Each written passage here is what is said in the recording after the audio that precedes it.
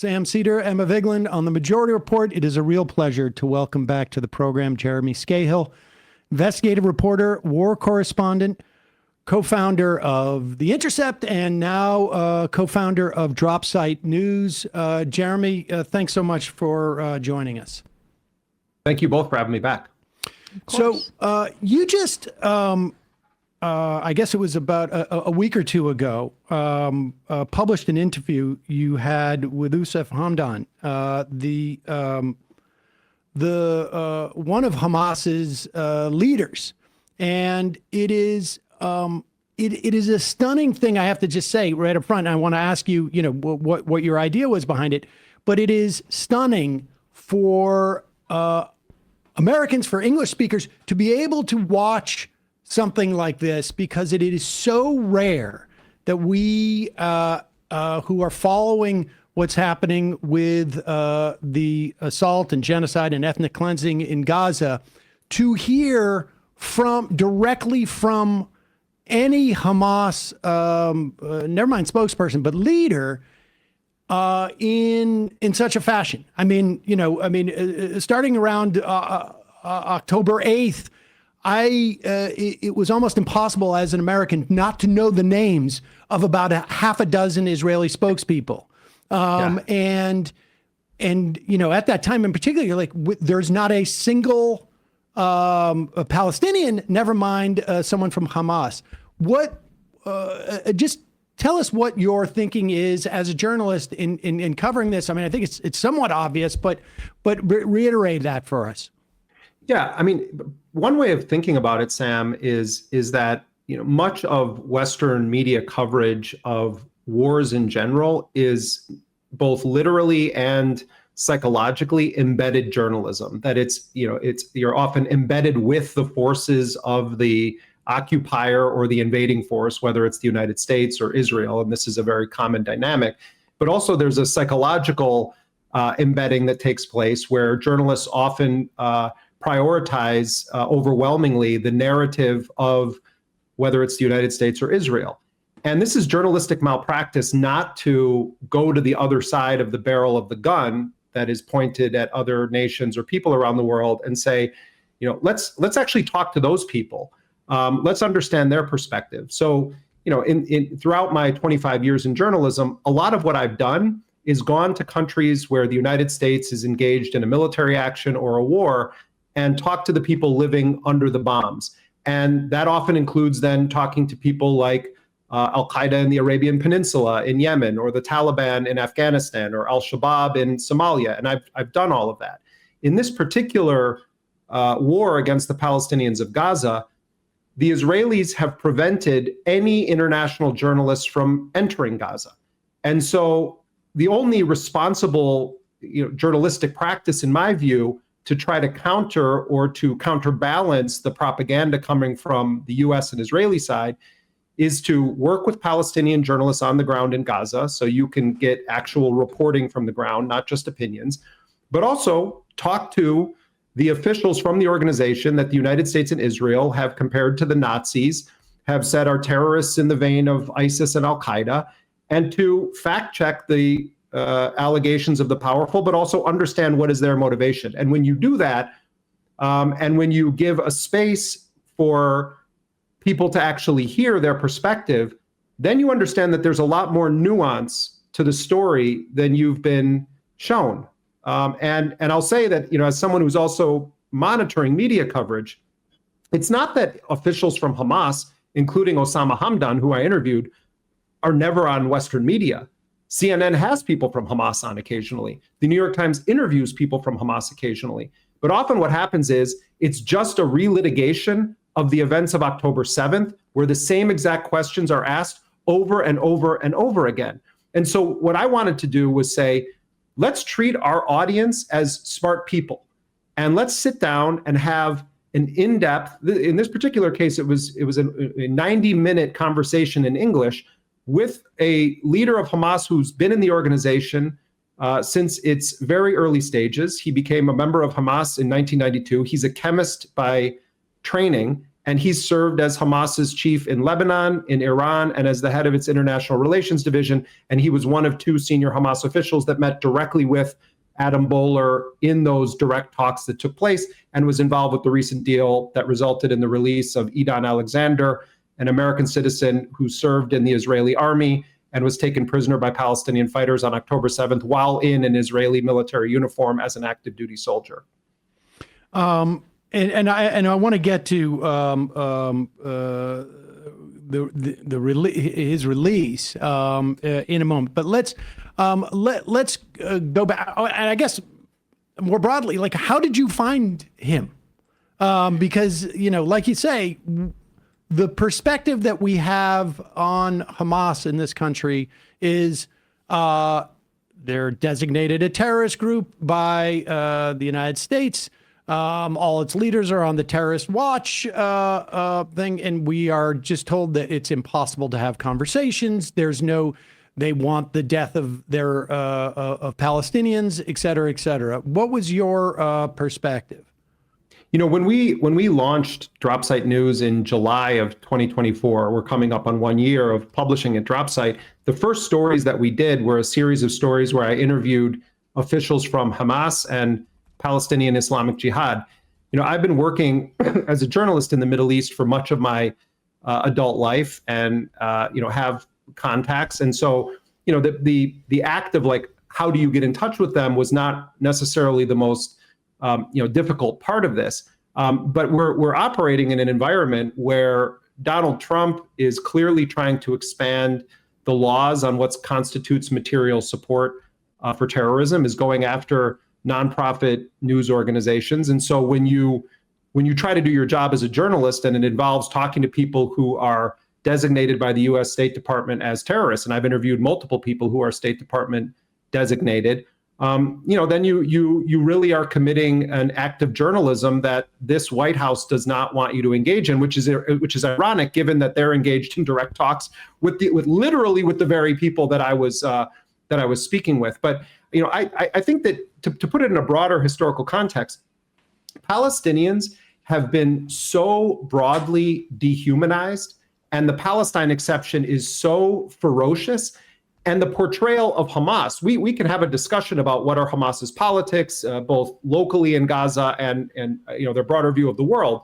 But to compare Hamas to ISIS or Hamas to Al Qaeda is such a fallacy and a lie that it is risible, that it is utterly ridiculous. Hamas has never conducted an operation outside of the borders of historic Palestine, of what it considers to be the territory that it is fighting to liberate. It's not going and blowing up aircraft. It's not attacking U.S. embassies abroad. In fact, I've had multiple Hamas officials say to me, we have no problem whatsoever with the United States outside of the context of its support for an apartheid colonial regime that is seeking to just permanently occupy us. So we should have an honest and open discussion about Hamas, but let's get the historical facts right. Let's set Palestinian armed resistance in a proper context. So I don't even bother to take on the lies or the propaganda that is thrown at anyone who dares to speak with them, because I think that you're then playing their game.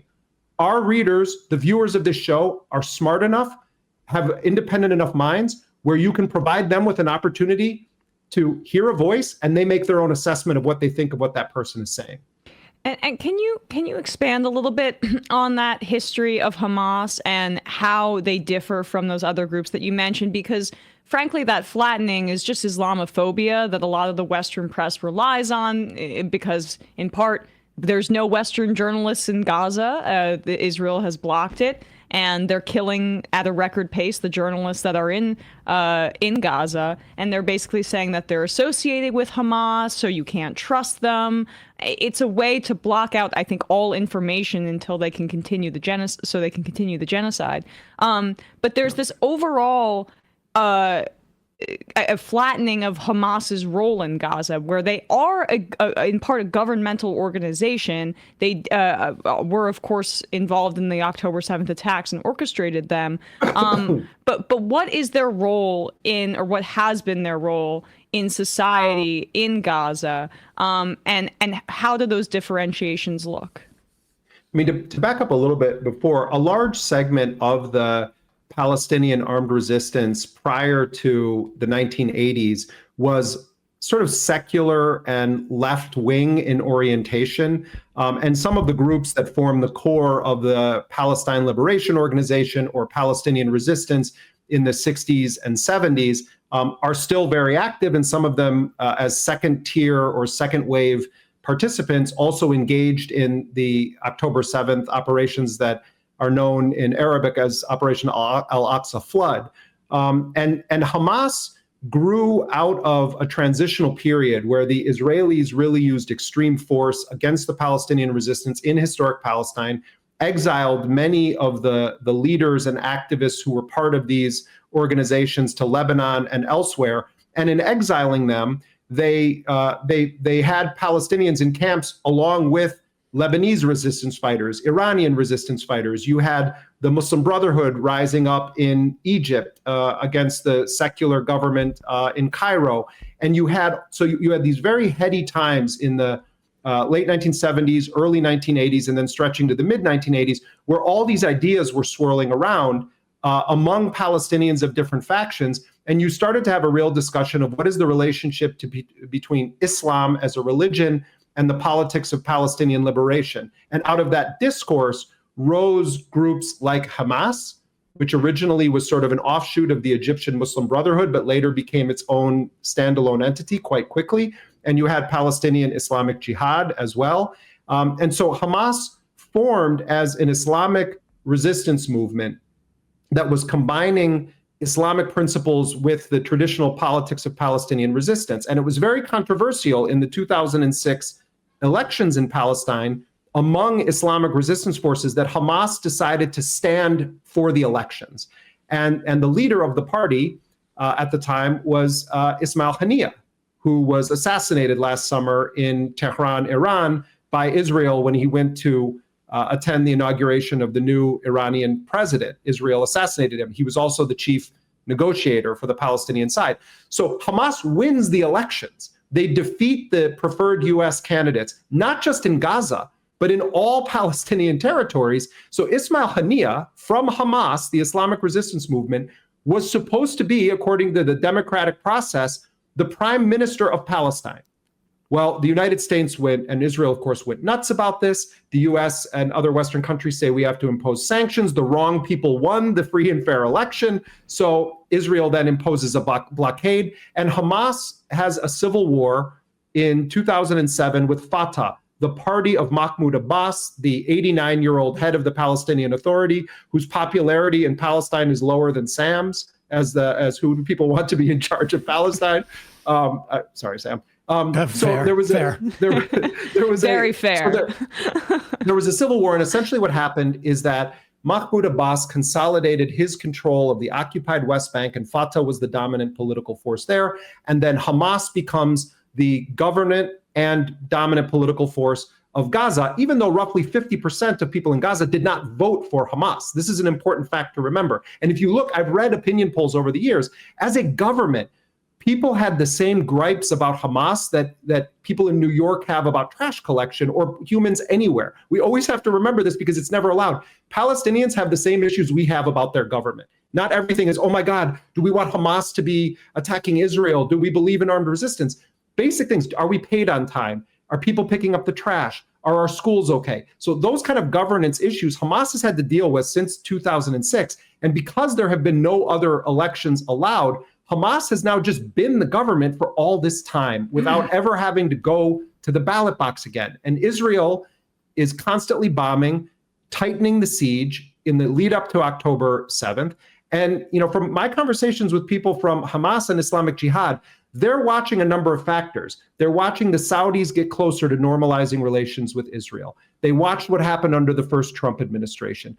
Israel was tightening the blockade even further. You had increased attacks against Al-Aqsa Mosque, one of the holiest sites in Islam and the holiest site of Islam in historic Palestine. And you also had a lot of pressure internally in Gaza that the status quo was getting worse and worse, that things were crumbling. People were irritated with Hamas as a government. So all of these factors and a sense that there had to be a calling of the question on Israel, or else the Palestinians would be subjected to a slow death, led to the decision to launch the October 7th attacks. And so now we have a situation where Israel had a well-oiled propaganda machine. They come out of the gates and they're saying Hamas is Daesh, Hamas is ISIS, Hamas is Al-Qaeda, Hamas is representing a threat to the entire world. And the narrative was completely riddled with outright falsehoods and lies to manufacture the consent for what would become the zenith moment of Netanyahu's career, which was always about the annihilation of the Palestinians as a people and the removal of them from their land. All right, I just want to fill in a couple of things because I think, the misunderstanding as to, what Hamas is, aside from the how they've been designated by the United States as a terrorist organization, like you say, they've been in the business of trash collection, of governance. So I mean, there is a much broader portfolio they have than just being an armed militancy. Yeah. Should also say that my understanding, and I wonder, I don't know how much of this you have gotten into in these conversations, but I imagine over the years that the Muslim Brotherhood's perspective was essentially, as a Reader's Digest version, that you start with a certain piousness as a Muslim, and that will bring about liberation for the Palestinian people. And Hamas inverted that and said, we first must liberate the Palestinian people, and then we will be able to attain a certain level of piousness within the context of Islam. And the following the elections, if I remember correctly, and I think you and I were probably having conversations about Iraq at the time, was a function of was a unilateral decision by the Israelis and to some extent, with encouragement from the Bush administration, because they thought that it would disempower Hamas. And the absolute wrong thing happened because the whole development of Hamas was helped by the Israelis to create a conflict within the Palestinian society so that there was no single voice in which they had to negotiate with, so that they could argue, we have no partner for peace because the Palestinian people can't even get on the same page. And that was like why we saw the rise of Fatah at that moment, because Israel sort of like pumped the brakes and then sort of did a fallback position. Yeah, I mean, there's a lot to unpack there. I mean, first, you're correct that we have to remember, and it's often it's so crazy that this is true, but Hamas is often spoken about as though they're foreigners that came into Gaza, as though they're not, as though the organization itself, in all of its layers, is not comprised of people that grew up in the concentration camp of Gaza themselves, whose families were expelled during the Nakba beginning in 1948. Or that Palestinians view them as somehow separate from the fabric of Palestinian life or discourse. And Hamas primarily views itself as a national liberation movement. It doesn't primarily view itself as, we're going to establish the caliphate. Hamas is an Islamic resistance movement, and the emphasis is on the word resistance. And while everyone uses the word Hamas like it's Kleenex, to describe every single group, there were more than half a dozen armed factions that participated in one way or another in the October 7th attacks. And some of them are Christian in their religious confession. Some are Muslims, some are secular, some are religious. Hamas also has the Al-Qassam brigades, which is its armed wing. And while there is influence from the political leadership of Hamas, and so far when the political leadership has signed a ceasefire or a truce deal, Al-Qassam brigades have respected that. But there is autonomy. There is quite a bit of evidence to suggest that most of Hamas's political leadership, with the exception of Yahya Sinwar, the late political head of Hamas, who was widely believed to be the kind of intellectual mastermind of October 7th, that very few of the members of the political leadership of Hamas knew in advance that this was going to happen. or when it was going to happen. I bring that up because the US narrative is so often filled with oversimplifications or inaccuracies, not to mention the Israeli narrative, which is outright propaganda and total lies. But the US portrayal of Hamas as akin to ISIS is so far from the truth. And the fact of the matter is that armed resistance and the right to armed resistance remains one of the single highest policy positions among all Palestinians, not just in Gaza, but throughout the West Bank and those that live in what's called 48 territory, Palestinians who live within what currently constitutes the state of Israel. Can you speak a little bit more about that armed resistance and how the Abraham Accords crossing over from the Trump administration to being continued under the Biden administration affected Hamas's decision to stage the October 7th attacks? And if you could even put that even into further context into what their armed resistance is even capable of when you compare it to, say, the Israelis. You know, there's no Air Force. Their military capabilities are limited by design because of Israel's blockade. But why Saudi normalization would be such a threat to them because of that complete gap in firepower, basically, with the Israelis. Yeah. No, good questions. And I should say, while I have interviewed many Hamas officials about the question that you're asking me, I don't feel like I have a clear enough sense of what the actual truth is. I can share with you vignettes or things that I've heard, but I want to make clear, I'm not here offering the definitive history of Hamas's perspective or motivations for October 7th. But having said that, I'll share with you some of what I do understand. I think the issue of Saudi Arabia was this, that you had all of these, let's say, lesser important countries to the geopolitical situation between Israel and Palestine that had normalized, that were not considered to be a huge problem for the Palestinians because they didn't really carry much weight. In the case of Saudi Arabia, this would be by far the most powerful economically and otherwise Arab nation to normalize with Israel since the decades ago when Egypt and Jordan both entered into their peace agreements with Israel.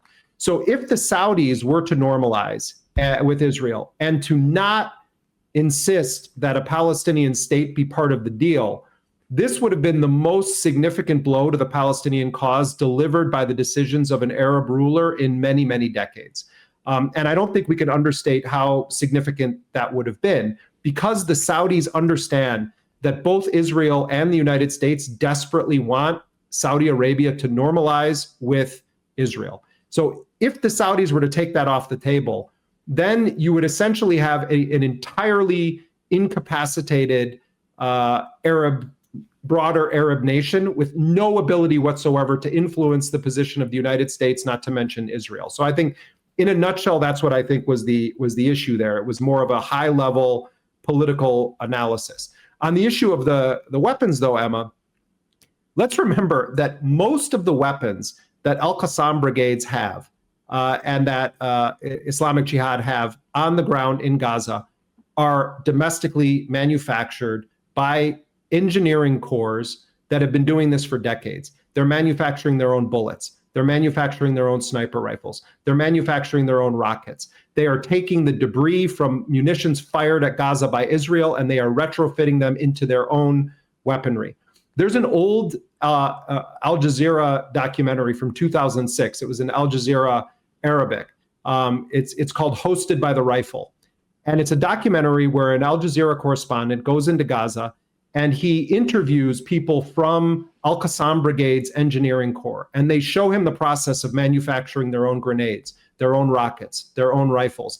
And in that, he does an interview, the correspondent, with Mohammed Daif. Mohammed Daif was widely credited as being the Palestinian that modernized Al-Qassam Brigades into a fighting force capable of doing an operation like occurred on October 7th. And so they have created factories in the tunnels for the manufacture of their own weapons, often using ordnance that Israel has fired at them and then repurposing it to create their own weaponry. What happened on October 7th was in the context of Palestinian resistance utterly spectacular. Whatever you think about the actions, who was killed, how they were killed on October 7th, what they managed to do was a total shock to the system, the national security system of Israel. They were able to breach multiple Israeli military facilities and with almost no resistance whatsoever, and come away with upwards of 250 captives, including many dozens of Israeli soldiers, not to mention seizing computer hard drives, papers, and other intelligence from these Israeli bases and bring them back into Gaza with them. It was the most stunning and successful attack that any Palestinian resistance forces have ever launched against the state of Israel. And it was all planned in total secrecy, using weapons that were overwhelmingly manufactured in the tunnels underneath Gaza. I want to move forward to this sort of where we've been this year, particularly under the Trump administration. And I want to go back to what was happening in March when the first sort of, wasn't the first ceasefire, but it was what appeared to be the first sort of like potentially extended one and process. Just tell us about that. It is since the Israelis unilaterally ended that process, but tell us what that process was and how it came about. And then I want to talk about Boehlert, Adam Boehlert, who is the special hostage envoy for the United States. All right, so rewind a little bit further back. In May of 2024, Joe Biden, who was president at the time, stands up in front of the American people at a press conference and says that there's a breakthrough on the verge that based on an Israeli idea that the Biden administration had come up with a framework for a ceasefire that it believed was going to be able to bring a resolution to the war in Gaza. And then Biden and his administration do not veto a UN resolution that happens. You know, they were constantly vetoing all these ceasefire resolutions. They sit this one out. They let the United Nations endorse what Biden at this point then was calling the Biden proposal. They go back to Hamas and Israel. There's a little bit of back and forth. July 2nd, 2024, Hamas formally signs with the mediators a commitment to enter into a 3-phase ceasefire deal with Israel that was based on what Joe Biden called the Biden plan. Israel then proceeds to blow that deal up and totally humiliate Biden. And instead of putting any consequences on Netanyahu, Biden continues the flow of weapons, and then nothing ever happens again. Trump, again, emerges as, you know, he quite likely is going to win. He starts saying on the campaign trail that, you know, within hours of getting into office, he's going to end the war. Then once he becomes the president-elect, he starts threatening and says, you know, mostly he was saying to Hamas, but it was clear it meant both sides, that if there isn't a deal before I'm sworn in and hostages don't start coming home, there's going to be all hell to pay. That actually meant something. So you then had Steve Witkoff, a Gulf billionaire buddy of Donald Trump's, get signed on during the transition to be Trump's envoy. He starts attending these negotiations with the regional mediators from Qatar and Egypt alongside the outgoing Biden administration team. And there's a famous story where Witkoff basically says he's going to fly into Israel even though it's Shabbat. And Netanyahu's people are saying, well, he can't meet you on this day. And Witkoff is saying, no, you are going to meet me on that day. By all accounts, it's quite clear from Hamas's side and Israel's side, had Trump not been elected, that ceasefire wouldn't have happened. But what's interesting is that the terms of the ceasefire signed on January 17th of this year, 3 days before Trump gets sworn in, was almost to the letter identical to the May proposal that Joe Biden had put forward. So there was nothing that changed except for the political pressure that was placed on Netanyahu by someone who wasn't even the president yet, you know, in Donald Trump. Netanyahu, though, Sam, starts saying, yeah, we signed this 3-phase deal, but actually we're only going to respect the first phase of it. And actually, we're not going to fully respect the first phase of it because we're going to still keep bombing them during the ceasefire, but we're going to go through the motions and try to get as many Israeli captives out as we can. So for a month, that's what happened. You had these exchanges where the Palestinian side was giving over Israelis. The Israelis would then release a large number of, at the beginning, it was Palestinian children and women. You know, there are 10,000 Palestinians that Palestinians consider to be hostages that Israel is holding. 2,000 Palestinians have been taken from Gaza just for the purpose of exchanging them in these deals. So as it's moving along, a couple of weeks into that first 42-day phase, Israel is supposed to send technical negotiators who are going to work out the deal, the details of the second 42-day phase. That second 42-day phase stipulated all Israeli forces are out of Gaza, all remaining Israeli captives are freed. Netanyahu had said, I'm not going to do this. He told Trump he's not going to do it. He told Biden he's not going to do it. Biden and Trump both gave him what are called side letters saying if Israel decides it's not in its best interest, it can continue the war. March 1st comes, end of phase 1. Israel makes clear it's not moving toward a phase 2. March 2nd, they impose a full blockade. Not an ounce of water, not a grain of wheat, no pill of medicine, nothing will enter Gaza. By the way, it's still that. Still there hasn't going on. This has been over March 2 months 2nd. Now. Right. Yeah. So then Witkoff and Bowler start kicking into gear because they start to get concerned that if Netanyahu just continues to go full scorched earth, that Trump's other agenda in the Middle East is going to be messed with. Like none of this is actually about the Palestinian people. It's about two things: getting the Israeli and the US citizen captives out of Gaza, whether living or dead, and bringing this to some resolution so Trump can go out about the business of the Trump family business and a little bit for the United States in the Middle East. Let's just be really clear, that's what's going on. But Witkoff and Bowler then start saying, we should talk directly to Hamas. We have our own citizens there.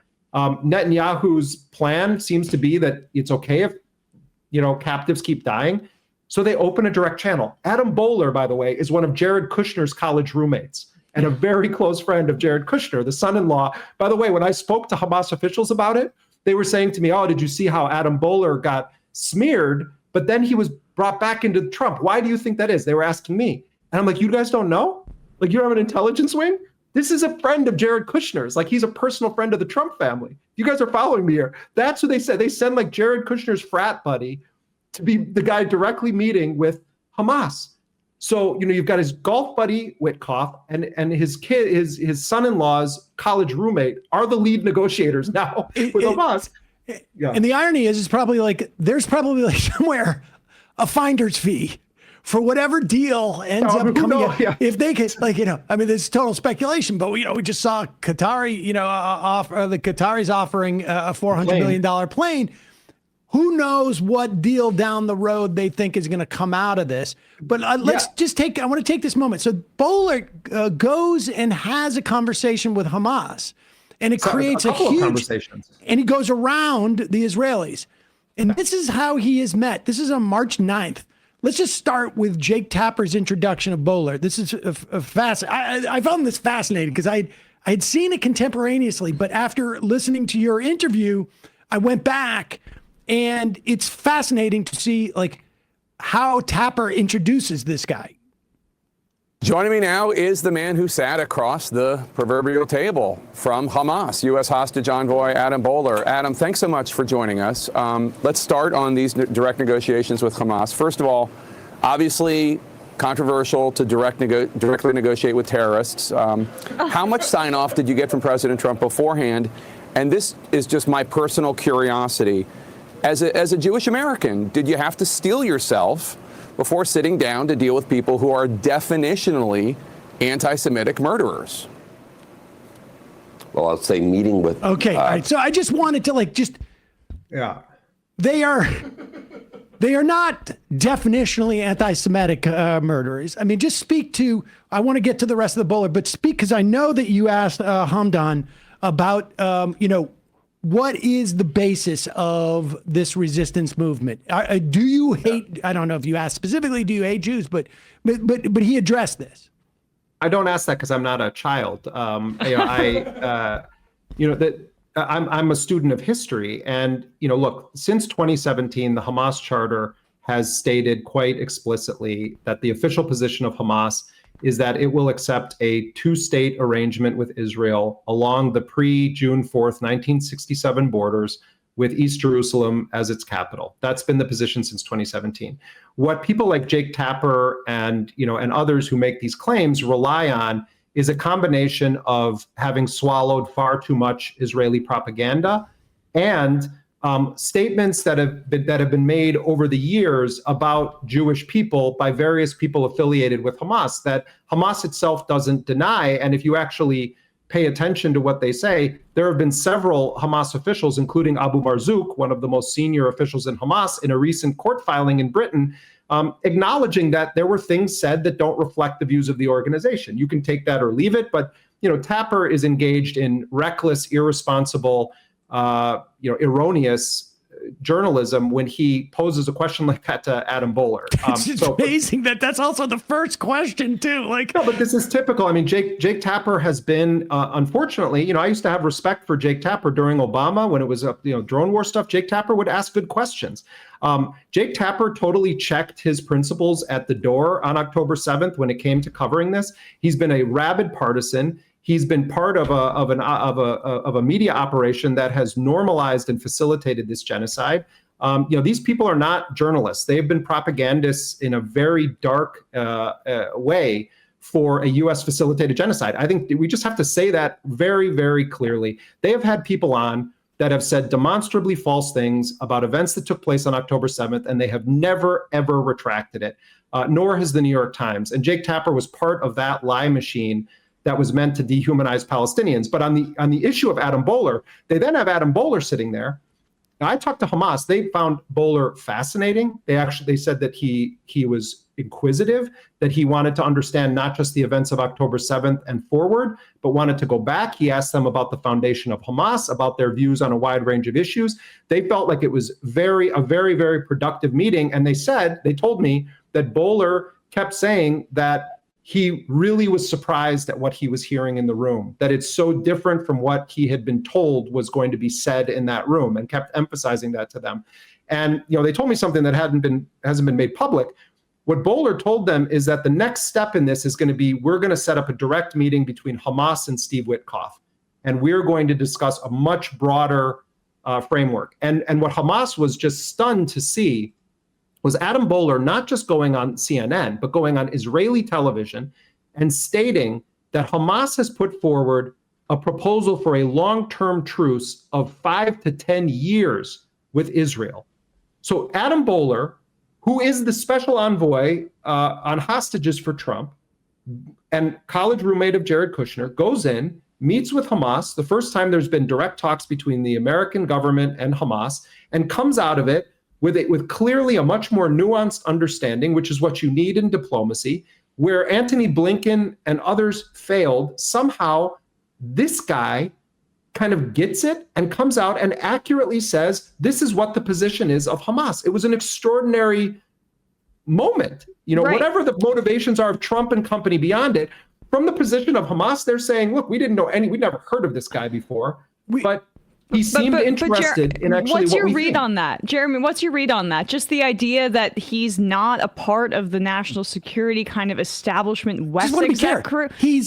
He is basically a healthcare VC type of person. But I just think there's something really important to underline there. The rot at the core of the national security consultant class that basically was running the show for Biden, who couldn't string two sentences together. They begin to believe their own BS, or whatever they're spewing to the public is so disconnected from the reality that you have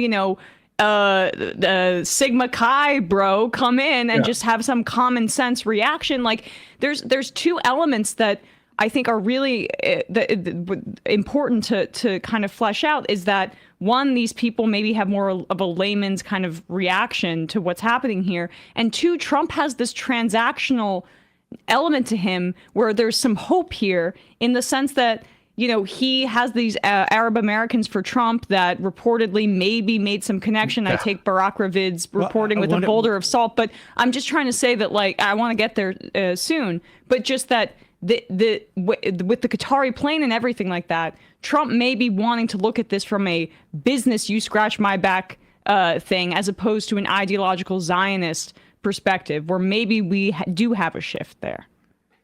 I mean, you guys remember that movie from, we're all relatively similar generation, that movie Dave, where the guy who looks like the the guy who looks like the president becomes president when the president becomes incapacitated, and then he has his friend, his personal accountant, comes to the White House and balances the budget. It was like, I think it was a 90s movie. In a way, I get some bad news for you about everybody in this office except for me. But in terms of like being aware of anything in the 90s, but go ahead. All right. My apologies. I was trying to be generous toward you, Sam, but it's okay. Oh no, me. That was late in my life when those. I said relatively, which just sort of meant. Okay, I was talking about these guys are too young for that. They don't. Maybe remember Emma's parents told her about this movie. Exactly It's going to be right. a totally embarrassing moment for me. I apologize. I've outed myself. But it's a movie basically about what happens if a normal person is put in charge of the United States and has to figure out like the problems of the day.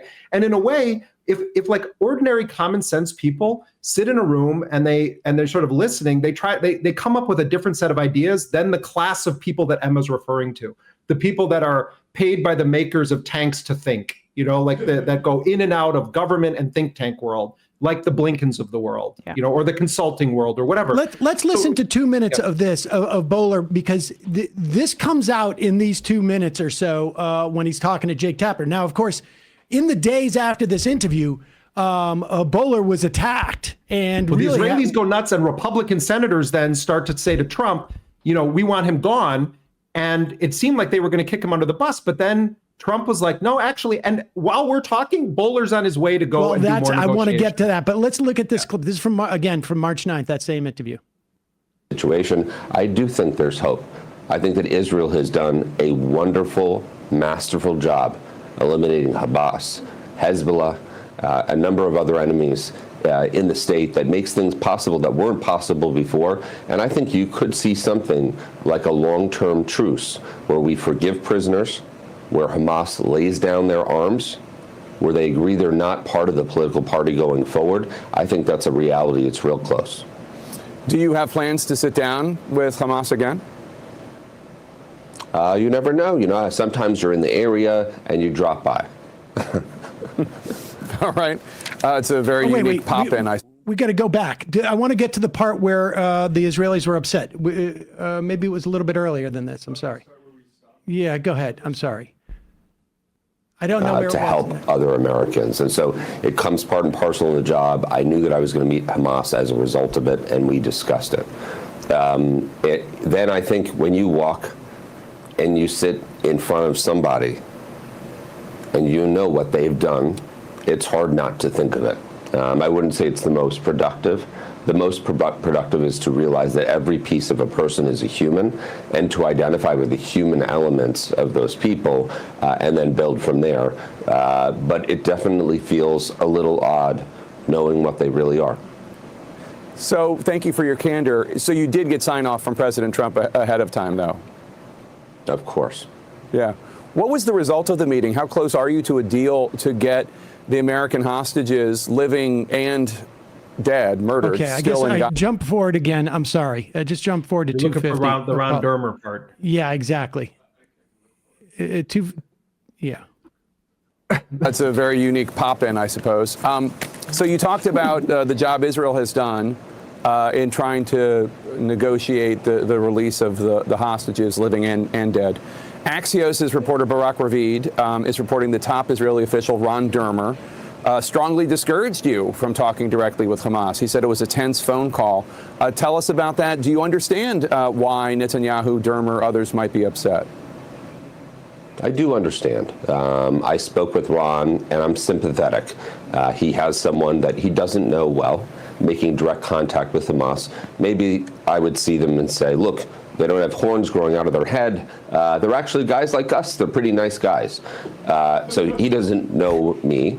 And there are big stakes. He lives in a country where if it sets certain precedents, then it will hurt or help a lot of other people. So I understand the consternation and the concern, and I wasn't upset. At the same time, we're the United States. We're not an agent of Israel. We have specific interests at play, and we did communicate back and forth. We had very specific parameters by which we fell, and the reality is what I wanted to do is jumpstart some negotiations that were in a very fragile place.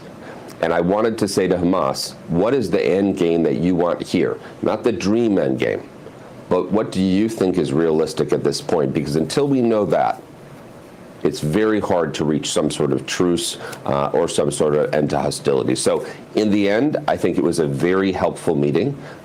It was very helpful to hear some back and forth. But I think Israel knows walking out of that, it's not like Hamas got the world because I thought they were a bunch of nice guys. Right. All right. I mean, that's fascinating because, first of all, you never heard an American official talk like that. And he is obviously he's being very diplomatic, but what he's saying is they don't have horns. I could have conversations with these guys. They have an agenda. They have an end game as well. What is, so subsequent to that, I mean that moment I found fascinating, and the Israelis really, sort of tipped their hand here. Like, you can't go and talk to them because we have a narrative that we're trying to control, and you're usurping that narrative. But this is the thing. Like, I am totally clear on who Donald Trump is. And I think Hamas is very clear on what Donald Trump is regarding Israel. They understand that this administration is just completely filled with Zionists. They understand that the appointment of Mike Huckabee, a fanatical Christian supremacist lunatic, is now the U.S. ambassador to Israel. They know that Trump may well tell Netanyahu will support full annexation of the West Bank. They're clear on all of that.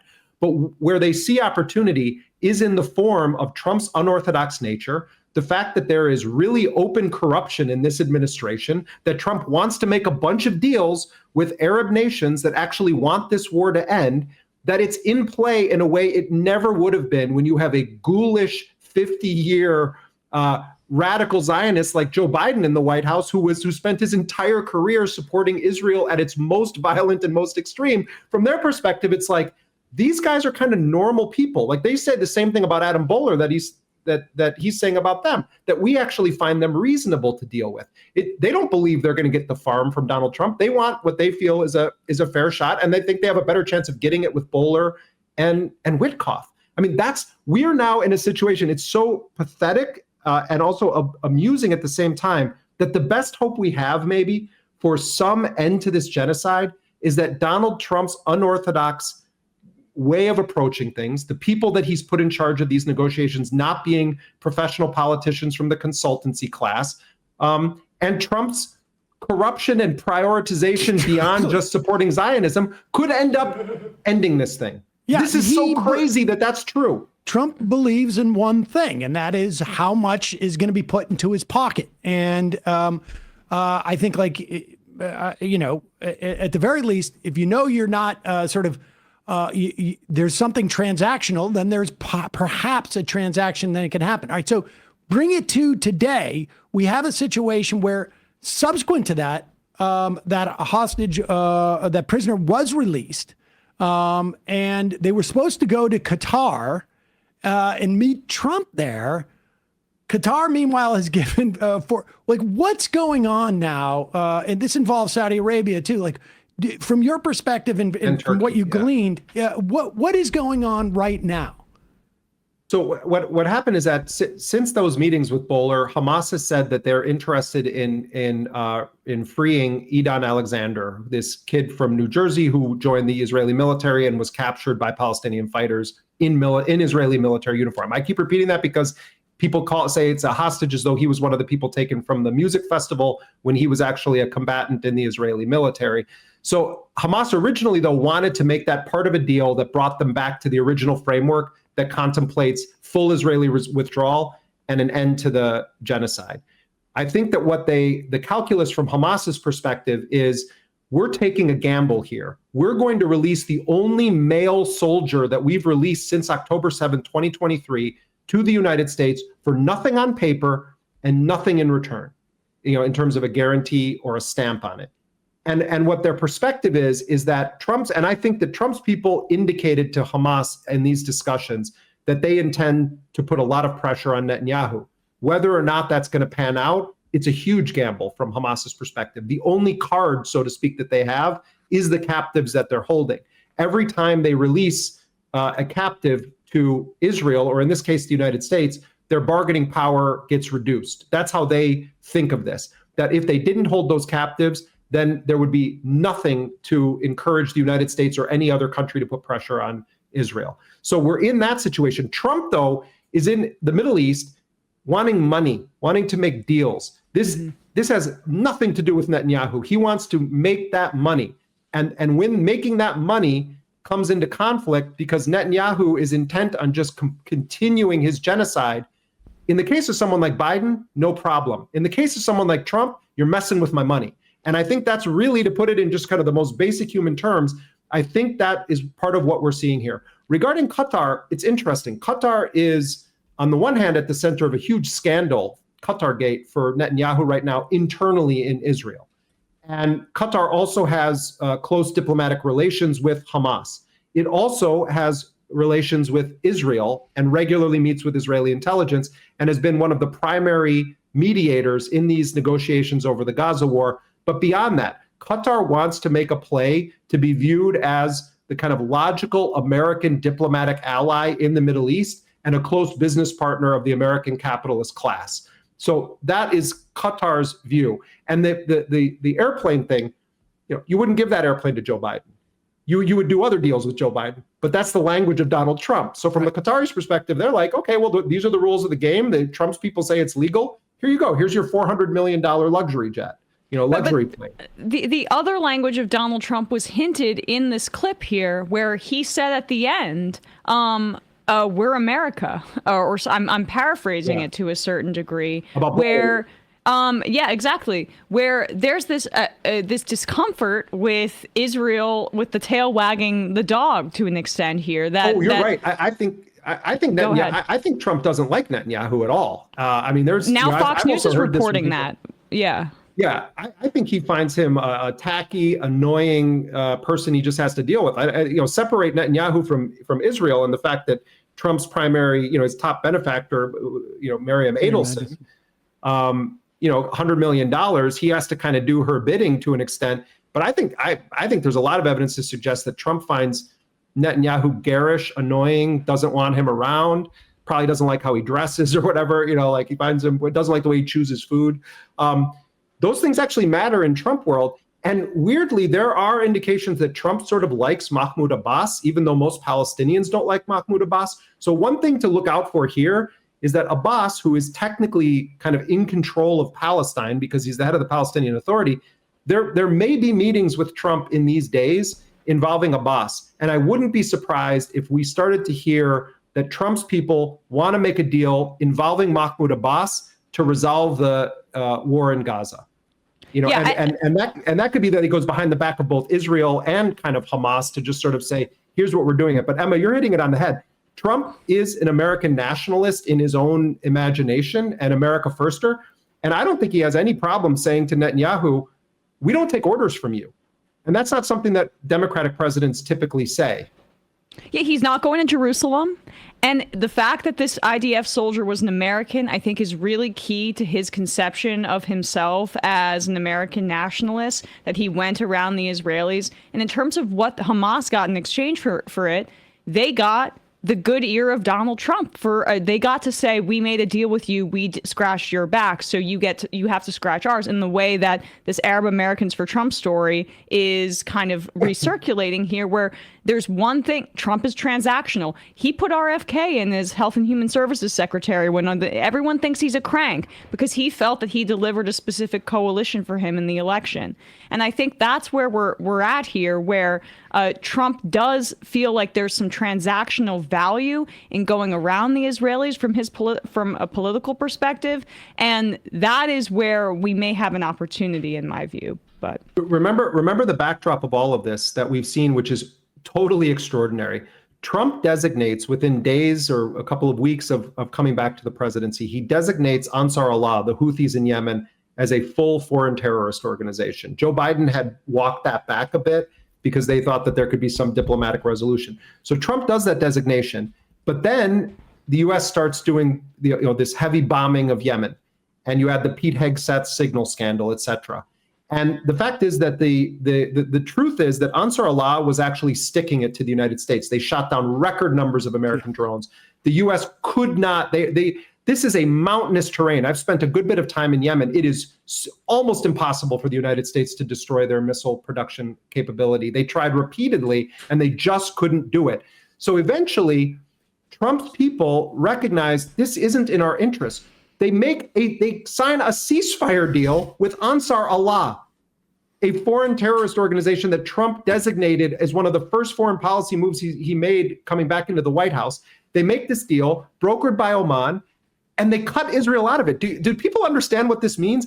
Ansar Allah is saying, we will not attack American ships anymore, but we're going to continue to bomb Israel. Yes. And we're going to continue to attack Israeli ships. That's the deal Donald Trump made. His base, some of his base, they are losing their minds over this. Netanyahu is losing his mind over this, that Trump made that deal. Trump is now negotiating directly with Iran. Now, Trump blew up, the best deal that we had to try to ward off any kind of war with Iran that was signed under the Obama administration. And he may take us back to almost identical to what Obama had negotiated. But setting that aside and recognizing there's ego at play, it's extraordinary. The Israelis don't want him doing this with Iran. The Israelis have always played a huge role in dictating American policy on Iran. They certainly didn't want them signing a ceasefire agreement with Ansar Allah. They certainly didn't want Adam Boehler and Steve Witkoff to be talking directly with Hamas. So whatever anybody thinks about Donald Trump, in the whole scope of American empire, there maybe is a better shake for some of these things under these guys, golf buddies and college roommates, than there was under the professional adults in the room that we were told were the answer to our problems.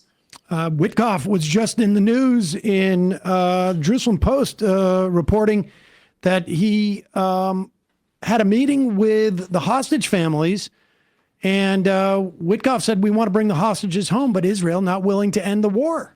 And the families of those Israeli captives said to Steve Witkoff in that meeting, Sam, that what you're saying is something that Netanyahu will never say to us. That we don't hear this from Netanyahu, that those families believe, and I think rightly so, that Netanyahu has prioritized the extermination of Palestinian women and kids in tents with U.S. weapons over the freeing of their own people. Yep. Like Witkoff and Boehler, they know the truth. And the truth is that Hamas is ready this moment to make a deal that releases every single captive immediately. That's the deal on the table from Hamas's perspective, and Netanyahu has been blowing it up. And that involves a 5 to 7 year truce where there would be, and they would give up their leverage essentially with really no way of assuring that outside of this type of commitment. All right, last question, because I know you got to go. Yep. Saudi Arabia, where are they? Because they were about to sign these accords. It seemed like Biden was en route to that. They now seem to have not necessarily recommitted, but they seem to be they're paying attention more to the situation in Gaza. I would imagine that's a function of of domestic and sort of pan-Arab pressures. What is it that MBS needs? I actually think the Saudis have benefited from this situation tremendously, because normalization with Israel is incredibly unpopular among Arab populations. These rulers have been engaging in these deals. There's unrest that's brewing. It's not that there's going to be, that the Saudi kingdom is going to fall tomorrow or that the king of Jordan is going to fall, but there's an anger brewing in the streets. There's a resentment of these kinds of deals, especially as people have watched the incineration of tens of thousands of Palestinians over these 19 months. And the Saudis were under an enormous amount of pressure not to normalize with Israel, just based on broader Arab public opinion. So Netanyahu doing the Gaza genocide and mass murdering Palestinians and blowing up all of these deals, and then having Trump come back into power, I think the Saudis sat back and they said, wait a minute, we don't have to talk about normalizing with Israel right now because Israel's committing a genocide. The U.S. is facilitating that genocide. We have Trump coming back in, who was asking us for $1 trillion, who wants to sign all these huge deals so that he can go back and brag about it and wants to set his family up for future and ongoing deals. And so I think the Saudis look at this and they feel like we're in a great position here because we can push normalization to the side a bit. We don't have to worry about that. The U.S. under Trump may sign some bilateral agreements with us that Biden wanted to be linked to normalization with Israel, and that Israel wanted linked to it. So I think the Saudis and the Qataris are huge. They're winning the game right now because of this combination of factors. Jeremy Scahill, investigative reporter, war correspondent, co-founder of Dropsite News. I can't encourage people enough. We're going to link to both your conversation with Usam Hamdan and also the conversation you had with a couple of your colleagues at Dropsite about that conversation. I think both are worth watching, and we're gonna link to both of those at in our YouTube and podcast and Majority.fm. Jeremy, thank you so much for taking all this time. I really appreciate it. And again, I've told you over the course of 20 years how much I appreciate your work. That still remains the case. Same here. Thank you, Sam and Emma, both. Thank you. And thank you guys for doing such an important show. All right. Thank you, Jeremy. All right. Take care. Hey, folks, don't forget to hit the subscribe button and check out our daily show. We do it every day at 12 p.m. Eastern for about 2.5 hours. We even take phone calls. You should check that out.